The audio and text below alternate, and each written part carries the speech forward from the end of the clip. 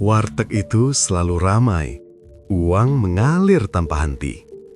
Tapi sejak cucu Bang Dul menghilang, warga Pekalongan tahu satu hal. Ada harga yang sudah dibayar dan bukan dengan uang. Selamat datang di Jagat Demit, membuka gerbang dunia tak kasat mata. Aku masih ingat betul kapan nama Bang Dul pertama kali jadi bahan bisik-bisik di mulut warga pasar Pekalongan. Awalnya biasa saja, cuma warteg kecil di sudut jalan, dekat belokan yang sering becek kalau hujan. Meja sedannya, bangku plastik kusam, spanduk robek yang warnanya sudah tak jelas. Tak ada yang istimewa, kecuali satu hal. Warteg itu tak pernah sepi. Pagi buta, saat pedagang lain baru membuka terpal dan menyusun dagangan, warteg Bang Dul sudah mengepul. Nasi sudah matang, lauk sudah tersaji. Dan entah kenapa, selalu ada orang. Dudak mak, tukang becak, kuli pasar, sopir angkot, sampai orang-orang yang biasanya tak pernah sarapan di luar, mendadak sering terlihat di sana. Siang hari makin aneh, antreannya mengular. Padahal di kanan kiri warteg itu, ada belasan warteg lain yang sama murahnya. Aku sering duduk tak jauh dari sana, mengamati, bukan iri, bukan dengki, tapi rasa heran yang lama-lama berubah jadi perasaan tak enak. Setiap kali aku lewat, selalu saja ada suara sendok beradu piring, suara orang mengunyah, dan Bang Dul berdiri di balik etalase, tersenyum tipis. Senyum yang aneh, bukan senyum orang kaya mendadak, tapi juga bukan senyum orang capek. Seperti orang yang tahu sesuatu, tapi tak pernah mau cerita. Laku terus ya Dul, kata seorang pedagang sayur suatu pagi. Bang Dul hanya mengangguk. Alhamdulillah, jawabnya pendek, lalu kembali menyendok nasi. Tak ada nada bangga, tak ada tawa. Hari demi hari berlalu, warteg itu makin ramai. Bahkan malam hari, saat pasar mulai sepi dan lampu-lampu kios satu persatu padam, warteg Bang Dul masih menyala. Beberapa orang bersumpah melihat warteg itu buka sampai lewat tengah malam. Padahal, Bang Dul sebelumnya dikenal sebagai orang yang cepat capek dan jarang begadang. Desas-desus mulai muncul pelan-pelan, seperti angin kecil yang menyusup di sela obrolan. Aneh nggak sih? Kata seorang ibu langganan pasar. Makan di situ, kayak pengen nambah terus. Yang lain menimpali. Aku makan di situ, kenyang sih, tapi habis pulang malah pusing. Aku sendiri pernah makan di sana. Rasanya biasa saja. Bahkan cenderung standar. Tapi entah kenapa, saat duduk di bangku plastik itu, ada rasa ingin diam lebih lama. Seperti malas bangkit. Seperti ada yang menahan. Aku melihat sekeliling. Semua orang fokus ke piring masing-masing. Tak banyak bicara. Tak banyak tawa. Hanya suara makan. Dan Bang Dul yang sesekali menatap satu persatu pengunjung. Seolah menghitung. Warteg itu seharusnya tak mungkin seramai itu. Lokasinya nanggung. Bukan jalur utama. Harganya murah. Tapi tak jauh beda dengan warteg lain. Namun, setiap hari, uang seakan mengalir tanpa henti. Karyawan bertambah, lauk makin banyak, porsi makin besar. Bang Dul, yang dulu sering meminjam uang ke tetangga, kini jarang terlihat susah. Rezekinya ngalir deras, kata orang-orang. Tapi ada jeda setelah kalimat itu. Jeda yang diisi tatapan saling memahami, lalu suara diturunkan. Terlalu deras. Aku pernah mendengar seorang tukang parkir berkata lirih, kayak ada yang jaga itu warteg. Saat ditanya siapa, dia hanya menggeleng. Nggak tahu, tapi rasanya bukan manusia. Setiap kali aku melihat Bang Dul melayani pembeli, ada satu kebiasaan kecil yang tak pernah berubah. Ia selalu menyentuh meja dapur sebentar sebelum mulai menyendok nasi, seolah minta izin. Kadang bibirnya bergerak pelan, seperti berbisik. Tak ada yang berani bertanya. Hari-hari berlalu, warteg itu makin dikenal. Orang-orang dari luar pasar datang hanya karena mendengar kabar. Katanya kalau makan di situ, rezeki lancar. Begitu yang sering ku dengar. Bang Dul tetap diam, menerima semua pujian tanpa ekspresi. Tak pernah membantah, tak pernah membenarkan. Dan disitulah rasa takut itu mulai tumbuh di dada kami. Pelan, tapi pasti. Karena di Pekalongan, kami tahu satu hal. Sesuatu yang terlalu lancar, terlalu mudah, biasanya bukan tanpa harga. Warteg Bang Dul mungkin terlihat biasa di mata orang luar. Tapi bagi kami yang setiap hari melihatnya, ada firasat yang sulit dijelaskan. Seolah sejak warteg itu tak pernah sepi, ada sesuatu yang ikut duduk di sana. Tak terlihat, tak bersuara, tapi ikut menikmati setiap piring nasi yang habis. Dan sejak saat itu, nama Bang Dul tak lagi disebut dengan nada kagum. Ia disebut dengan suara pelan, hampir berbisik. Seolah kalau terlalu keras, sesuatu dari warteg itu akan mendengar. Perubahan itu datangnya terlalu cepat. Dan justru disitulah letak keganjilannya. Kami yang tiap hari melihat hidup Bang Dul sejak dulu, tahu betul bagaimana keadaannya sebelum warteg itu ramai. Ia bukan orang berada, bahkan cenderung pas-pasan. Pernah suatu sore, ia duduk di bangku kayu depan wartegnya yang hampir tutup. Kepala tertunduk, menghitung receh sambil menghela napas panjang. Pernah pula terdengar kabar ia menunggak sewa lapak, sampai harus dibantu saudara. Tapi semua itu seperti dihapus begitu saja. Dalam hitungan bulan, bukan tahun, hidup Bang Dul berubah drastis. Terlalu drastis untuk ukuran orang pasar. Motor tuanya yang sering mogok diganti motor baru. Masih kinclong.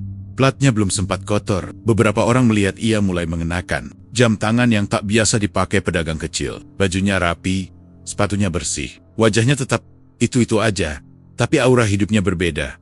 Bang Dul sekarang beda ya, bisik seorang pedagang bumbu kepadaku. Aku hanya mengangguk. Semua orang merasakannya. Yang paling mengusik bukan sekadar barang-barang baru itu, tapi caranya mendapatkan semua itu. Tak ada cerita pinjaman bank, tak ada cerita warisan, tak ada cerita rekan bisnis. Semuanya terjadi begitu saja, seolah uang datang sendiri. Bang Dul tak pernah terlihat sibuk menghitung keuntungan. Tak pernah terlihat panik saat harga bahan naik. Ia seperti tahu, berapapun pengeluaran, uangnya akan selalu kembali. Aku pernah mendengar percakapan singkat di depan warteg. "Dul, sekarang enak ya hidup?" kata seseorang setengah bercanda. Bang Dul tersenyum tipis. "Ya dijalani saja." Tak ada cerita, tak ada keluhan, tak ada rahasia yang dibuka. Ia mulai memperluas warteg menomba meja, mengganti etalase. Semua dilakukan cepat, nyaris tanpa jeda. Padahal kami tahu, biasanya pedagang pasar butuh waktu lama untuk berani berkembang. Takut rugi, takut salah langkah. Tapi Bang Dul melangkah tanpa ragu, seolah tak pernah mengenal takut. Desas-desus pun makin remi. Uangnya dari mana? Pertanyaan itu berulang, tapi tak pernah punya jawaban pasti. Ada yang bilang ia ketiban rezeki, ada yang bilang ia ketemu orang pintar, ada pula yang hanya menatap wartegnya dari jauh sambil berucap lirih. Nggak mungkin segitu cepatnya. Yang membuat kami makin gelisah, Bang Dul mulai jarang bergaul. Ia tak lagi ikut ngobrol panjang seperti dulu. Datang, buka warteg, melayani, lalu pulang. Kalau diajak bercanda, ia tersenyum, tapi matanya kosong. Seperti pikirannya selalu berada di tempat lain. Suatu sore, aku melihat ia menghitung uang hasil warteg. Bukan dengan wajah senang, tapi dengan raut serius hampir tegang. Setelah selesai, ia memasukkan uang itu ke tas hitam kecil, lalu menepuk-nepuknya pelan. Seperti memastikan sesuatu masih ada di dalam. Bukan kebiasaan orang yang sekadar menyimpan uang. Bang Dul sekarang kayak orang keburu-buru, kata tukang parkir suatu malam. Kayak dikejar waktu. Aku mulai memperhatikan hal-hal kecil. Cara ia menoleh cepat kalau namanya disebut terlalu keras. Cara ia selalu menutup warteg dengan urutan yang sama, tanpa pernah terlewat. Cara ia menghindari pertanyaan soal masa depan. Semua terasa seperti orang yang memegang perjanjian dan tahu betul batasnya. Kami yang melihat dari luar hanya bisa menebak-nebak. Di pasar, gosip hidup subur. Tapi gosip tentang Bang Dul beda rasanya. Bukan sekadar iri atau heran, tapi ada rasa was-was yang ikut menyusup. Karena di tempat seperti ini, kami tahu perubahan hidup yang terlalu cepat seringkali membawa bayangan panjang di belakangnya. Dan Bang Dul, entah ia sadar atau tidak, kini hidupnya selalu diiringi bayangan itu. Bayangan yang tak pernah ia bicarakan, tapi jelas kami rasakan. Rezekinya memang melimpah, hidupnya tampak naik derajat. Tapi setiap kali aku melihatnya berdiri sendirian di wartegnya, ada satu perasaan yang tak bisa kuusir. Seolah semua itu bukan sepenuhnya miliknya. Seolah ia hanya sedang menikmati sesuatu yang suatu hari nanti akan diminta kembali dengan cara yang tak pernah ia bayangkan. Ada satu pola yang lama-lama tak bisa kami abaikan. Meski awalnya kami mencoba menganggapnya kebetulan, pola itu selalu muncul setiap malam Jumat. Hari lain warteg Bang Dul bisa buka sampai larut. Lampunya terang, suara piring beradu terdengar jelas. Tapi begitu malam Jumat datang, suasananya berubah. Seperti ada jam tak kasat mata yang mengatur segalanya. Menjelang maghrib, Bang Dul sudah mulai gelisah. Ia bergerak lebih cepat dari biasanya, menutup etalase lebih awal, menyuruh karyawan pulang satu persatu. Padahal pembeli masih ada. Beberapa sempat protes. "Loh, kok ditutup? Masih sore, Bang." kata seorang pelanggan. Bang Dul tak menatapnya. Hari ini cukup, jawabnya singkat. Tak ada senyum, tak ada penjelasan. Yang aneh, warteg memang tutup. Tapi Bang Dul tidak langsung pulang. Lampu depan dipadamkan, tapi dari celah belakang, cahaya temaram masih terlihat. Dan dari situlah semua keganjilan itu bermula. Pertama kali, aku mencium baunya. Aku kira hanya perasaanku. Bau amis, seperti darah mentah, bercampur dengan aroma menyengat yang sulit dijelaskan. Bukan bau ikan, bukan bau daging busuk. Bau yang membuat dada terasa sesak. Bau yang membuat bulu kuduk berdiri tanpa alasan jelas. Cium gak? Bisik seorang pedagang yang lewat. Aku mengangguk pelan. Bau itu datang dari dapur belakang warteg Bang Dul. Setiap malam Jumat, bau itu selalu muncul. Tak pernah di hari lain. Kami yang lewat pura-pura tak tahu, mempercepat langkah, menahan napas. Tak ada yang berani menegur, tak ada yang berani mendekat. Karena dari dapur belakang itu, selain bau anyir, sering terdengar suara yang tak seharusnya ada.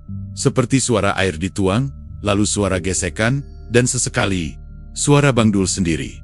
Bukan bicara keras tapi bergumam. Kata-katanya tak jelas, seperti doa yang dipotopitokan, atau perintah yang diucapkan dengan hati-hati. Aku pernah berdiri agak lama di ujung gang, mencoba mendengar lebih jelas. Lalu terdengar suara itu lagi. Suara seperti seseorang menghela napas panjang. Tapi bukan suara Bang Dul. Suaranya berat, serak, dan terdengar dekat. Padahal, tak ada siapa-siapa selain dia. Bang Dul nggak sendirian, kata tukang parkir suatu malam. Suaranya gemetar. Aku lihat bayangan di dapur belakang. Geraknya nggak wajar. Kami mulai mencocokkan cerita. Diam-diam. Satu orang mencium bau. Yang lain mendengar suara. Yang lain lagi melihat pintu dapur terbuka sendiri. Semuanya terjadi di malam Jumat. Selalu malam itu. Seolah ada jadwal yang harus dipatuhi. Yang paling mengganggu. Keesokan harinya warteg Bang Dul justru makin ramai. Pembeli datang lebih banyak dari biasanya. Uang mengalir deras. Seakan apapun yang terjadi di dapur belakang malam sebelumnya selalu berbuah rezeki. Keesokan harinya, aku pernah bertanya langsung, meski dengan hati-hati. Bang, kemarin kok tutup cepet? Bang Dul menatapku lama. Tatapannya tajam, tapi kosong. Ada yang harus dibereskan, katanya akhirnya. Aku tak bertanya lagi. Sejak itu, setiap malam Jumat, kami semua tahu apa yang akan terjadi. Bau anyir itu akan datang, menyelinap di antara kios-kios yang sudah tutup. Dan kami tahu, Bang Dul akan berada di dapur belakangnya, melakukan sesuatu yang tak pernah ia ceritakan, sesuatu yang tak ingin kami lihat. Ada rasa takut yang tumbuh pelan-pelan. Bukan takut yang meledak-ledak, tapi takut yang menetap. Takut yang membuat kami paham bahwa warteg itu bukan sekadar tempat makan, bahwa dapur belakang Bang Dul bukan sekadar tempat memasak. Dan di dalam hati, kami mulai bertanya-tanya, apa yang sebenarnya ia berikan setiap malam Jumat, sampai bau itu selalu kembali. Pertanyaan itu tak pernah terucap keras, karena kami tahu, di tempat seperti ini, ada pertanyaan yang lebih aman untuk dipendam. Sosok itu pertama kali terlihat oleh tukang parkir yang paling lama mangkal di depan pasar. Ia bukan orang yang suka mengada-ada, itu sebabnya cerita darinya cepat menyebar, dan langsung membuat suasana berubah. Katanya, pada suatu malam, ketika warteg Bang Dul seharusnya sudah sepi, ia melihat seorang perempuan tua duduk sendirian di salah satu bangku plastik. Dekat tembok, awalnya dikira pelanggan biasa yang datang kesiangan. Tapi ada yang ganjil. Perempuan itu duduk diam, punggungnya agak membungkuk, rambutnya panjang tapi kusut, sebagian memutih, sebagian hitam legam. Pakaiannya serba gelap, seperti baju lama yang warnanya sudah mati. Wajahnya tertunduk, sehingga tak jelas rautnya. Dari tadi nggak makan, kata si tukang parkir lirih saat bercerita. Piringnya kosong. Sejak malam itu, cerita tentang perempuan tua itu berulang. Bukan sekali dua kali orang melihatnya. Selalu di warteg Bang Dul. Selalu di jam yang hampir sama. Dan selalu dengan ciri yang sama. Ia duduk, tapi tak pernah menyentuh makanan. Aku sendiri akhirnya melihatnya. Malam itu, pasar sudah hampir mati. Warteg lain tutup. Lampu-lampu kios tinggal beberapa yang menyala. Warteg Bang Dul masih buka, tapi suasananya berbeda. Lebih sunyi, lebih berat. Lalu aku melihatnya, duduk di pojok, persis seperti cerita orang-orang. Di depannya ada piring nasi, masih utuh, lauk tersusun rapi, tak berkurang sedikit pun. Tangannya terlipat di pangkuan. Ia hanya menatap piring itu. Lama sekali, seolah menunggu sesuatu yang lain. Yang membuat dadaku mengencang adalah cara Bang Dul melayaninya. Ia tak bersikap seperti pada pelanggan lain. Tak ada basa-basi, tak ada senyum. Ia datang membawa piring. Dengan kepala sedikit menunduk, meletakkannya pelan. Lalu berhenti sejenak, seperti menunggu isyarat. "Sudah," kata Bang Dul pelan. Suaranya hampir tak terdengar. Perempuan tua itu tak menjawab, tapi Bang Dul tetap melangkah pergi. Wajahnya tegang. Aku menunggu. 5 menit, 10 menit. Tak ada gerakan. Perempuan itu tak makan, tak minum, bahkan tak menggeser piringnya. Tapi anehnya, Bang Dul juga tak pernah menegur, tak pernah menawarkan tambah minum. Seolah keberadaan perempuan itu memang bukan untuk dilayani seperti pelanggan biasa. Beberapa orang mulai berani berbisik. "Itu siapa? Langganan? Orang gila bukan?" Tak ada yang berani bertanya langsung. Yang paling aneh, setiap kali perempuan tua itu ada, suasana warteg terasa berbeda. Udara lebih dingin, suara lebih teredam. Seolah ada lapisan lain yang menutupi tempat itu. Bahkan sendok yang jatuh pun terdengar lebih keras dari biasanya. Aku memperhatikan satu hal kecil tapi mengusik. Bang Dul selalu memastikan perempuan itu datang sebelum ia menutup dapur belakang. Dan setelah perempuan itu pergi, atau lebih tepatnya, menghilang, Bang Dul selalu masuk ke dapur belakang sendirian. Tak ada yang pernah melihat perempuan tua itu berdiri dan pergi. Ia seperti ada, lalu tiba-tiba tidak ada. Suatu malam, seorang pelanggan baru berani bersuara. "Bu, nggak dimakan?" tanyanya sopan. Bang Dul langsung menoleh. Tatapannya tajam, dingin. "Jangan ditegur," katanya pendek. Nada suaranya bukan marah, tapi tegas, seperti peringatan. Sejak itu, tak ada lagi yang berani menatap terlalu lama. Kami semua pura-pura tak melihat. Tapi justru disitulah rasa takut itu tumbuh. Karena semakin kami pura-pura, semakin jelas bahwa perempuan itu bukan manusia biasa. Ada warga yang bilang, wajah perempuan itu tak pernah sama. Ada yang melihatnya keriput parah, ada yang melihatnya pucat seperti lilin, ada pula yang bersumpah matanya hitam legam, tanpa putih. Tapi satu hal yang sama, ia tak pernah makan. Dan yang lebih membuat kami bergidik, setiap kali perempuan tua itu datang, keesokan harinya warteg Bang Dul selalu lebih ramai dari biasanya. Seolah ada hubungan yang tak terucap antara kehadiran sosok itu dan rezeki yang mengalir. Aku pernah mencoba mengingat-ingat, adakah perempuan tua itu pernah terlihat di tempat lain? Jawabannya, tidak. Hanya di warteg Bang Dul. Hanya di pojok itu. Seolah warteg itu memang tempatnya. Pelan-pelan, kami mulai memahami satu hal tanpa pernah mengucapkannya. Perempuan tua itu bukan datang untuk makan. Ia datang untuk diakui keberadaannya. Untuk duduk, dilayani, dan diberi tempat. Dan Bang Dul tahu betul aturan itu. Sejak sosok itu sering terlihat, nama Bang Dul tak lagi disebut dengan rasa heran, tapi dengan rasa ngeri yang ditahan. Karena di setiap piring nasi yang habis dimakan pelanggan, selalu ada satu piring yang dibiarkan utuh. Dan kami semua tahu, piring itu bukan untuk manusia. Dan disitulah kami mulai sadar, warteg Bang Dul bukan hanya ramai oleh orang-orang hidup. Ada pelanggan lain yang tak pernah tercatat, tak pernah membayar, tapi justru paling ditakuti untuk tidak dilayani. Setelah semua keanehan itu, justru datanglah fase yang oleh orang-orang disebut sebagai masa emas Bang Dul. Ironisnya, di tengah rasa takut yang makin tebal, warteg itu berubah menjadi mesin uang yang seolah tak pernah berhenti bekerja. Dari pagi sampai malam, kursi tak pernah kosong. Piring kotor menumpuk lebih cepat dari waktu mencucinya. Uang berpindah tangan tanpa jeda, seperti air yang mengalir deras. Bang Dul kini tak lagi sendirian. Karyawan bertambah, 2 orang, lalu 3, lalu lebih. Namun meski ada karyawan, ia tetap berdiri paling depan, selalu di situ. Seperti penjaga pintu, seperti orang yang tak berani jauh dari pusat segala sesuatu. Wajahnya lebih berisi, bajunya bersih, rambutnya rapi. Tapi sorot matanya tak ikut berubah. Tetap waspada. Tetap seperti orang yang sedang menjaga keseimbangan rapuh. Kalau mau laris, ya di situ, kata orang-orang. Warteg Bang Dul jadi rujukan. Sopir bus sengaja memutar arah. Kuli bangunan rela antre. Bahkan ada yang datang dari luar kota hanya karena mendengar cerita. Bukan soal rasa, tapi soal pengaruh. Banyak yang bilang, makan di sana bikin badan enteng, dagangan laku, urisan langker. Kepercayaan itu menyebar lebih cepat dari gosip.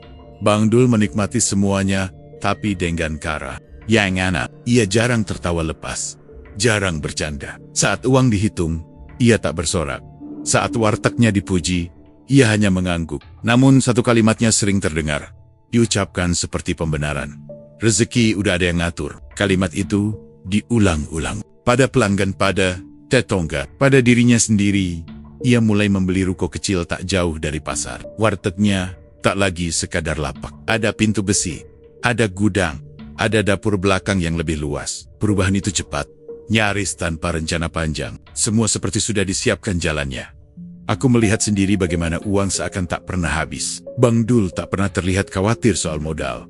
Harga beras naik, ia tak mengeluh. Minyak mahal, ia tetap jual murah. Dan anehnya, justru saat pedagang lain menjerit, wartegnya makin ramai.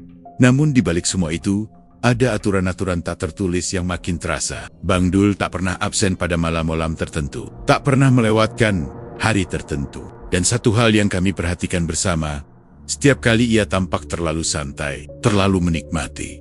Sesuatu selalu terjadi. Entah kompor rusak, entah karyawan mendadak sakit, entah ada piring pecah sendiri. Kecil-kecil, tapi cukup untuk mengingatkan. Seolah ada yang tak suka bila Bang Dul lupa diri. Ia pernah berkata setengah bercanda, setengah serius, kalau warteg ini berhenti, hidup saya ikut berhenti. Tak ada yang tertawa mendengar itu. Di rumahnya, kata tetangga, Bang Dul mulai jarang tidur nyenyak. Lampu sering menyala sampai pagi. Ia bangun di jam-jam ganjil, lalu duduk diam, seperti menunggu sesuatu, seperti menghitung waktu. Tapi di depan orang banyak, ia tampak menikmati kejayaan itu. Ia dikenal, dihormati. Orang memanggilnya dengan nada segan. Beberapa bahkan mulai meminta doa padanya. Bang Dul selalu menolak halus, tapi tak pernah benar-benar menjauh. Jangan macam-macam, katanya suatu kali. Saya cuma jualan. Namun, kami tahu, warteg itu sudah lebih dari sekadar tempat jualan. Yang paling mengusik, di tengah semua kemewahan kecil itu, Bang Dul mulai sering berkata tentang keluarga, tentang garis keturunan, tentang nama yang harus dijaga. Ucapannya terdengar seperti orang tua biasa. Tapi di telingaku, ada nada lain. Nada orang yang sedang mempersiapkan sesuatu. Aku pernah melihat ia berdiri sendirian di depan wartegnya, menatap deretan meja kosong setelah tutup. Uang sudah dikumpulkan, karyawan sudah pulang. Ia menarik napas panjang lalu berbisik. Hampir tak terdengar. Sebentar lagi, aku tak tahu pada siapa kalimat itu ditujukan. Fase kejayaan itu memang nyata. Warteg Bang Dul benar-benar jadi mesin uang. Tapi kami yang melihat dari dekat tahu, mesin itu tak berjalan dengan bensin biasa. Ada sesuatu lain yang membuatnya terus berputar. Dan setiap mesin seperti itu, cepat atau lambat, selalu meminta biaya perawatan. Bukan uang, bukan, tapi sesuatu yang jauh lebih mahal. Di tengah kejayaan itu, satu hal kecil mulai sering terlihat, lalu lama-lama terasa mengganggu. Bang Dul selalu membawa cucunya ke warteg. Awalnya kami mengira itu hal wajar. Anak kecil dititipkan karena orang tuanya sibuk, atau sekadar menemani kakeknya bekerja. Tak ada yang langsung curiga. Kebiasaan ini pun terasa berlebihan. Cucunya masih kecil, tubuhnya kurus, wajahnya pucat, jarang bermain dengan anak lain. Ia lebih sering duduk diam di bangku belakang, dekat pintu dapur, tertidur di situ, dengan selimut tipis, sementara suara piring dan wajan berdentang di sekitarnya. Tak pernah rewel, tak pernah minta jajan. Terlalu tenang untuk anak seusianya. Cucunya kenapa nggak sekolah? Tanya seorang pelanggan suatu siang. Bang Dul menjawab tanpa menoleh. Lagi sering sakit. Jawaban itu diulang-ulang. Selalu sama. Tak pernah dijelaskan lebih jauh. Aku sering memperhatikan anak itu. Setiap kali perempuan tua itu datang, cucu Bang Dul selalu berada di warteg. Tak pernah absen. Bahkan jika biasanya ia dibawa pulang lebih awal, di malam-malam tertentu, anak itu tetap tinggal. Seolah keberadaannya penting, seolah ada peran yang harus ia jalani, meski ia sendiri belum tahu apa. Ada satu hal yang membuatku merinding. Anak itu sering menatap ke arah dapur belakang.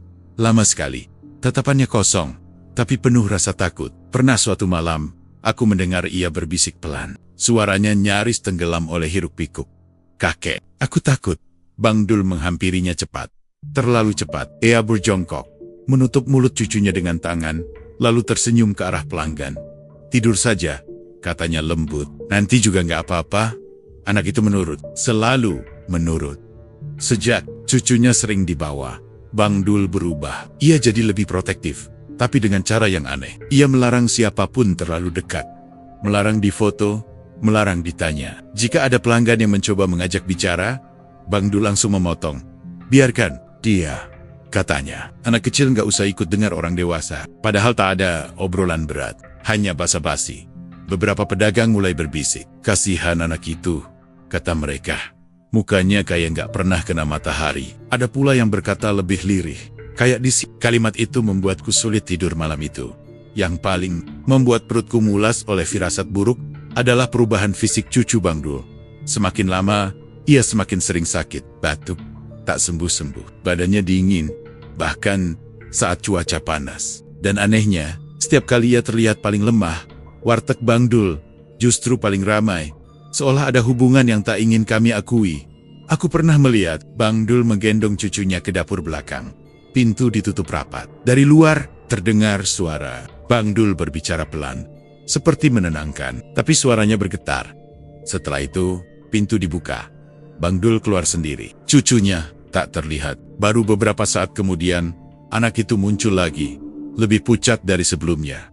Tak ada yang berani bertanya. Di mata orang luar, Bang Dul tampak seperti kakek penyayang yang membawa cucunya ke tempat kerja. Tapi kami yang setiap hari melihat, merasakan ada jarak aneh di antara mereka. Bukan jarak kasih sayang, tapi jarak antara orang yang menjaga dan sesuatu yang dijaga untuk tujuan lain.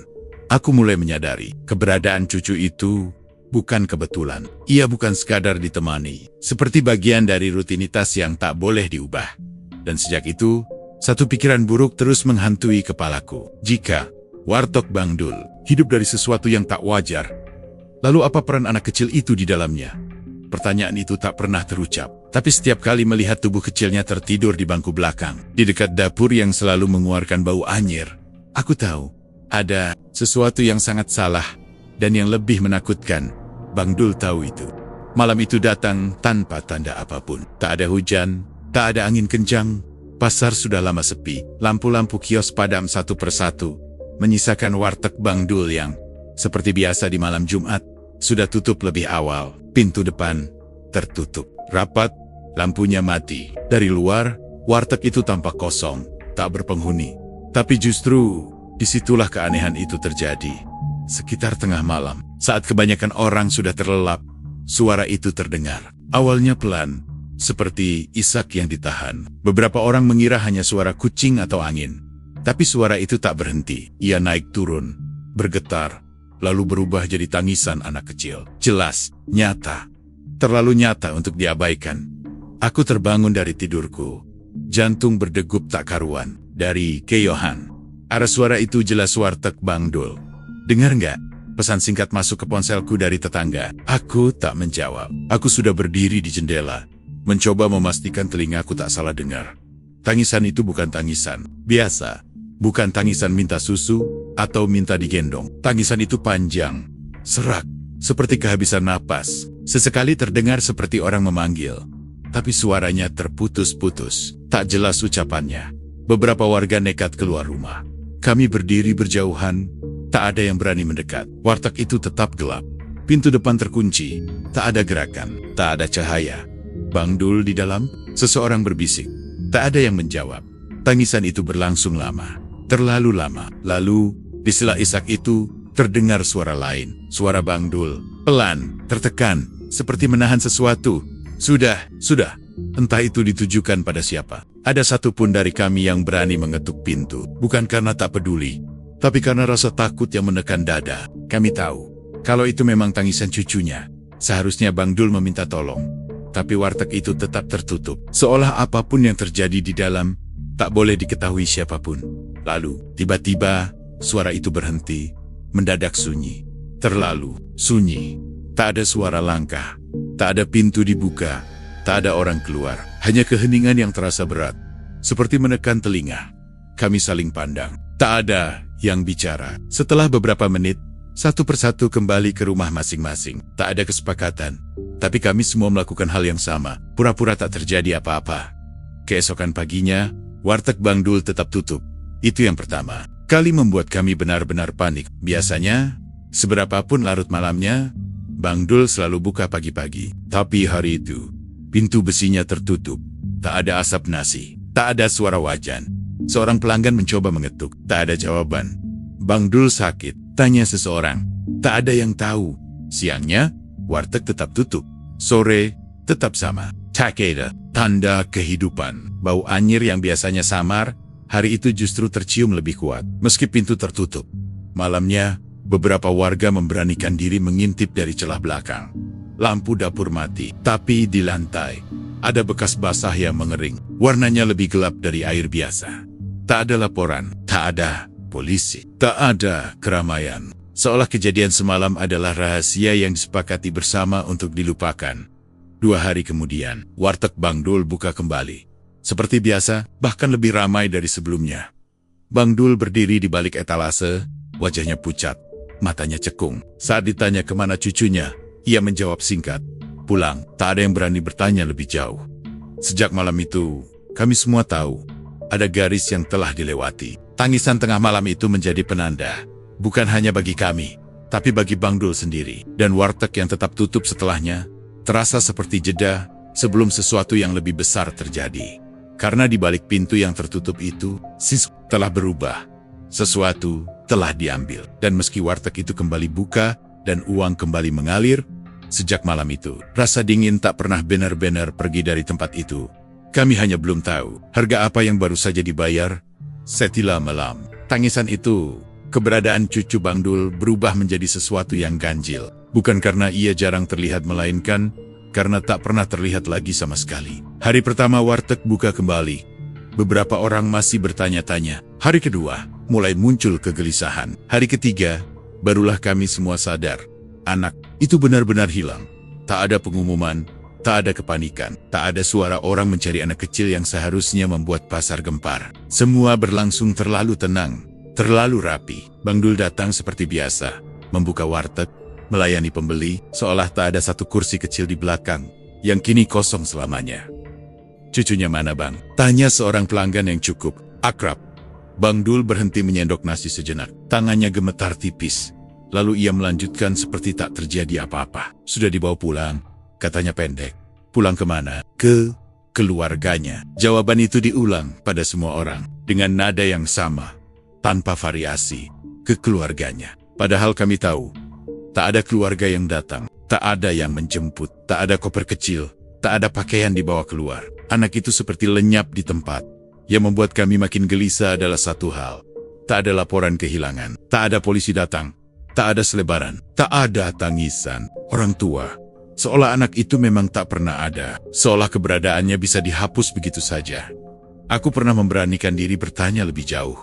"Bang, kok nggak sekalian diantar? Masih kecil." Bang Dul menatapku lama. Tatapannya dingin, kosong, tapi penuh tekanan. "Nggak perlu," katanya. "Sudah urusan keluarga." Kalimat itu menutup semua percakapan. Warga mulai saling bertukar cerita, pelan-pelan, hati-hati. Semua orang punya potongan yang sama. Tak, ada yang melihat anak itu keluar. Tak ada yang mendengar ia menangis lagi setelah malam itu. Dan yang paling aneh, tak ada satupun orang yang berani memastikan ke rumah Bang Dul. Seolah ada kesepakatan tak tertulis. Jangan cari tahu lebih jauh. Namun, rasa bersalah tetap merayap. Kalau benar hilang, kenapa kita diam? Tanya seseorang. Tapi pertanyaan itu selalu berhenti di udara. Karena di balik rasa peduli, ada rasa takut yang jauh lebih besar. Takut pada apa yang mungkin kami temukan jika terlalu dalam menggali sejak cucunya menghilang. Bang Dul berubah, semakin pendiam. Ia jarang menatap orang, lebih sering menunduk. Wajahnya makin tirus. Kadang ia berhenti bekerja sejenak, menatap kursi kosong di belakang, lalu cepat-cepat memalingkan wajahnya. Seperti orang yang tak sanggup menatap hasil keputusannya sendiri. Namun, wordnya justru semakin ramai. Orang-orang datang berbondong-bondong. Uang mengalir lebih deras dari sebelumnya. Kejayaan itu mencapai puncaknya tepat setelah anak itu hilang. Hubungan itu terlalu jelas untuk diabaikan, tapi terlalu mengerikan untuk diucapkan. Aku mendengar seorang pedagang tua berbisik. Suaranya nyaris tak terdengar. "Sudah dibayar." Aku tak perlu bertanya apa maksudnya. Yang membuat tidurku benar-benar terganggu adalah satu kejadian kecil. Suatu sore, saat matahari hampir tenggelam, aku melihat Bang Dul membersihkan lantai dapur belakang. Ia menggosok satu titik berulang-ulang. Padahal lantainya sudah bersih. Air yang mengalir berwarna keruh, sedikit lebih gelap dari biasanya. Saat aku menatapnya, Bang Dul berhenti. Ia menoleh. Mata kami bertemu. "Jangan lihat," katanya pelan. Nada suaranya bukan marah, tapi memohon. Sejak itu, tak ada lagi yang bertanya tentang cucunya. Namanya tak disebut, keberadaannya tak dibicarakan. Anak itu hilang bukan hanya dari warteg, tapi dari ingatan kolektif kami kecuali dalam bisikan malam dan doa yang tak pernah selesai. Kami semua tahu, ada sesuatu yang sangat salah. Tapi kami juga tahu, jika Bang Dul berani menghilangkan cucunya sendiri tanpa laporan, tanpa penjelasan, tanpa air mata di depan orang lain, maka ada kekuatan yang jauh lebih besar yang sedang ia patuhi. Dan di hadapan kekuatan seperti itu, kami hanyalah penonton pengecut. Sejak hari itu, setiap kali aku melewati warteg Bang Dul dan melihat keramaian di dalamnya, ada satu bayangan kecil yang selalu terlintas di kepalaku. Bayangan anak kurus yang tidur di bangku belakang, dekat dapur, dengan mata takut yang menatap sesuatu yang tak pernah kami lihat. Ia mungkin sudah tak ada, tapi rasanya ia belum benar-benar pergi. Kebenaran itu akhirnya keluar, bukan sebagai pengakuan, tapi sebagai peringatan. Datangnya pelan, lewat mulut orang yang paling jarang bicara, seorang lelaki tua, yang dikenal warga sebagai orang yang tahu batas. Ia bukan dukun yang pasang tarif, bukan pula ustadz yang sering ceramah. Ia hanya orang sepuh yang hidupnya tenang, dan justru karena itu, ucapannya selalu ditunggu. Suatu sore, ia berdiri lama di seberang warteg Bang Dul, menatap ke dalam tanpa masuk. Aku, kebetulan, ada di dekat. Setelah cukup lama, ia menarik napas dan berkata lirih, seolah bicara pada dirinya sendiri, sudah dibayar, tapi belum selesai. Kalimat itu langsung menyebar.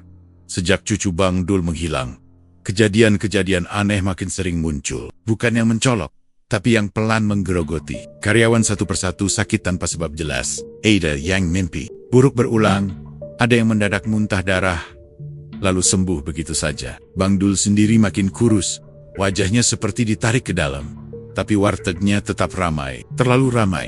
Dan bau itu, bau anyir dari dapur belakang, kini takhonnya muncul di malam Jumat. Kadang sore, kadang dini hari. Tak kuat, tapi cukup untuk membuat perut mual. Akhirnya, orang sepuh itu bicara lebih jauh, tapi hanya pada beberapa orang, dan selalu dengan suara rendah. Yang dipelihara Bang Dul bukan rezeki, katanya, tapi perjanjian. Ia menjelaskan, tanpa detail ritual, tanpa menyebut nama makhluk. Hanya satu hal yang ia tekankan berulang-ulang. Pesugihan yang menuntut darah keturunan sendiri. Bukan sekali, tapi bertahap. Yang paling dekat, yang paling dipercaya, yang paling disayang. Kenapa? Hyuka, tanya seseorang, suaranya gemetar.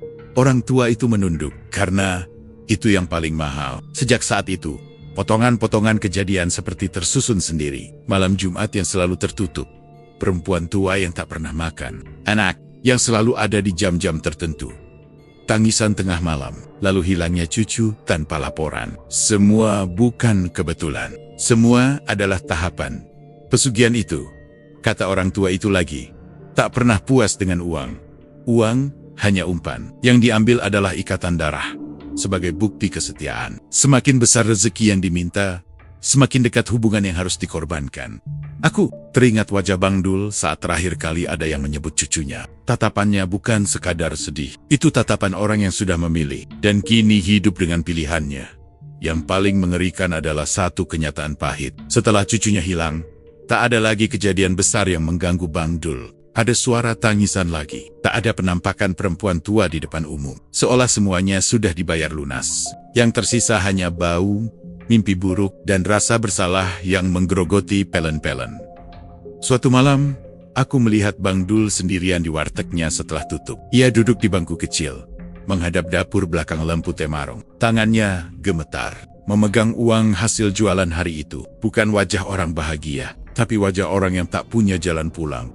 Aku nggak punya pilihan, katanya tiba-tiba, tanpa menoleh. Entah ia bicara padaku, atau pada sesuatu di dapur belakang. Aku tak menjawab, tak tahu harus berkata apa. Sejak rahasia itu beredar, sikap warga berubah. Tak ada yang berani menegur Bang Dul. Tak ada yang berani mengingatkan. Semua memilih jarak aman. Wartegnya tetap didatangi, tapi tak lagi dengan tawa. Orang makan cepat, lalu pergi. Tak ada yang duduk lama, karena kini kami tahu, setiap piring nasi yang habis di sana, ada harga darah yang pernah dibayar. Dan Pezi, seperti itu, tak pernah benar-benar berhenti menagih. Ia hanya menunggu. menunggu saat Bang Dul lengah, menunggu saat rezeki diminta lebih banyak lagi. Orang tua itu pernah menutup ceritanya dengan satu kalimat yang membuat dadaku dingin. Kalau sudah menyerahkan satu, hidupnya bukan miliknya lagi. Dan Bang Dul kini hidup, tapi bukan sebagai orang merdeka. Ia hanya penjaga warteg yang berdiri di atas perjanjian gelap. Rezekinya memang mengalir, tapi setiap tetesnya membawa bayangan seorang anak kecil yang tak pernah tumbuh dewasa. Pesugihan itu sudah menagih tumbal darah. Dan kami semua tahu, ia tak pernah benar-benar puas. Bertahun-tahun berlalu sejak semua itu terjadi, tapi warteg Bang Dul masih buka. Dari luar, tak ada yang berubah banyak. Spanduknya sudah diganti. Warnanya lebih cerah. Meja dan kursi lebih rapi. Orang-orang baru datang dan pergi tanpa tahu apa-apa. Mereka makan, tertawa, lalu pulang. Bagi mereka, warteg itu hanyalah tempat mengisi perut. Tapi bagi kami yang tinggal di sini, nama Bang Dul tak pernah disebut dengan suara normal. Ia masih berdiri di balik etalase. Tubuhnya lebih kurus. Rambutnya memutih sebelum waktunya. Gerakannya lambat, seperti orang yang memikul beban tak terlihat. Ia jarang bicara.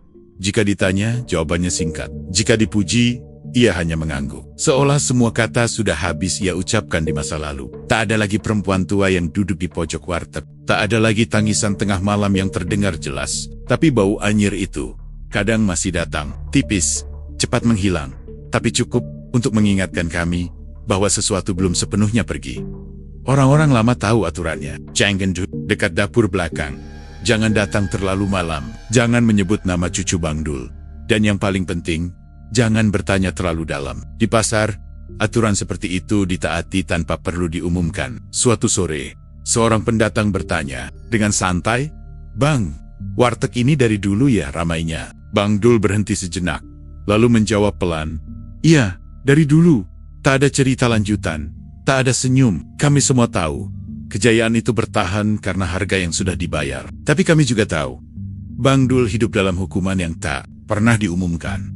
Ia hidup, tapi tak benar-benar bebas. Setiap hari membuka warteg yang sama, menyendok nasi yang sama, di tempat yang sama, dengan ingatan yang tak bisa ia tinggalkan. Kadang aku melihatnya menatap kursi kosong di belakang, tempat seorang anak kecil dulu sering tidur. Tatapannya kosong, lama, lalu ia berpaling, seperti orang yang tak sanggup menatap masa lalu terlalu lama.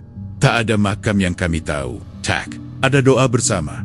Tak ada penutupan cerita yang layak. Yang ada hanya bisikan. Cerita yang berpindah dari mulut ke mulut, makin lama makin pelan, tapi tak pernah benar-benar hilang. Di God damn it. Kisah seperti ini bukan untuk dipercaya mentah-mentah, tapi untuk diingat bahwa rezeki yang datang terlalu mudah seringkali membawa syarat yang tak tertulis. Bahwa ada harga yang tak bisa ditolak, bahkan oleh orang yang merasa orang akan terus makan di sana. Tapi bagi kami, setiap kepulan asap dari dapurnya selalu membawa satu pesan yang sama.